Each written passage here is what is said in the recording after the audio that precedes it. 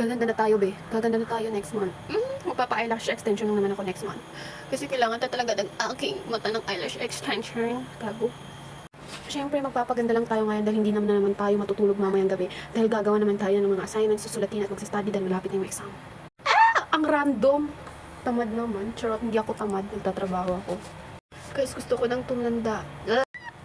Gusto ko nang tumanda. Gusto ko nang makaalis dito. Okay. Friend pa naman kami ni Papa sa TikTok. Makikita dito, ikaw ha. Talaga, naboboring na talaga kasi ako dito. Ako talaga nakaalis sa bahay na ito.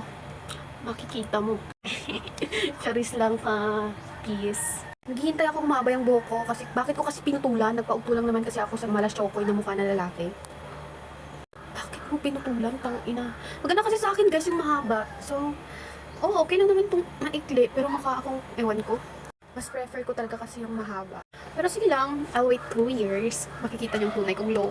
Bagay talaga kasi sa akin yung mahaba yung buhok. It's, parang malinis siya, tingnan. Hindi yung buhok, ganon, basta ganon. So, tao dun sa labas na ng kahoy. Baka sinasabi nila ako, nagsasalita siya. Okay lang. Kasi maganda. Hey, ikaw, pangit ka na nga. Niloko ko pa. As you can see, wala ako sa kwarto, sa sala ko ngayon. Nasa tapat ng bintana at merong ring light na merong electric fan kasi hindi ko talaga prefer ang mainit. Nakaka-stress. So, kung makita naman ng hater ko itong video na ito, huwag ka namang mainis sa akin. Tangina, hindi pala siya video. Nagsasalita ako. Kung makikita man ng hater ko itong video na to, huwag niyo akong i-hate, please. Huwag niyo akong i-hate kasi naboboard lang talagang babaeng ito. So, ayun na, inaaya ko si mama na magbakasyon sa aking lola sa May April. Hindi ko alam. Wala rin naman yan silang plano. At least maganda. Ikaw, pangit. Charis, mabait ako. Peace, peace. Kasi yung aking minamahal na ina ay nasa simbahan naglilinis dahil merong simba bukas. Ang aking minamahal na ama ay nasa kanyang trabaho naman. So ako lang mag-isa sa bahay. So wala, pakialam ko. Hindi na ako mamamansin ngayon. Tandaan nyo yun. Kasi yung pangit yun. Pati yung mga lalaki cheater. Kasi mahaba na to as in, last 2024 ko pa siya bago ginupitan. Tapos yung pupunta namin sa bahay ng best friend ko, naputol ito so sad. Mukha akong maiiyak talaga ako noon. Naiyak talaga be, kasi syempre pinaghirapan mo pahabain, tapos mapuputol, iiwan ka lang sa ere, gago. Sukat daw. Sige Gore, i-chat na lang ako, mag-reply ako, promise. Uy, gago, hindi. Wala talaga akong planong mag-entertain ng iba be. Bakit gold ka ba? Hindi, diba? Ako yung taong walang kapi sa ibang tao. As long as I'm happy, I'm beautiful, stable, may pera. Gore. Hindi ako naiinggit.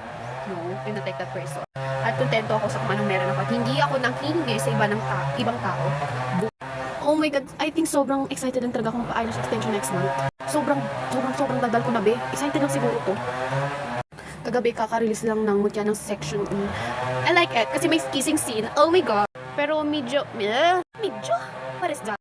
Pero yung kissing scene, I don't like it kasi maganda naman sana yung kay Yuri, pero pagdating kay Kiefer, yung kissing scene, mukhang ano yun? Basta pag nakikita nyo yung drama na yun, makikringe talaga kayo. Ewan ko, next Bernes naman tayo maghihintay ng next episode. Okay na yun, tapos yung exam namin. Tapos nawala ko pa yung earrings ko. Ay, tapos yung kwintas ko na flower, nakaputol siya. Tapos naiwan ko pa dun. Ano na yun? Hindi naman yun good.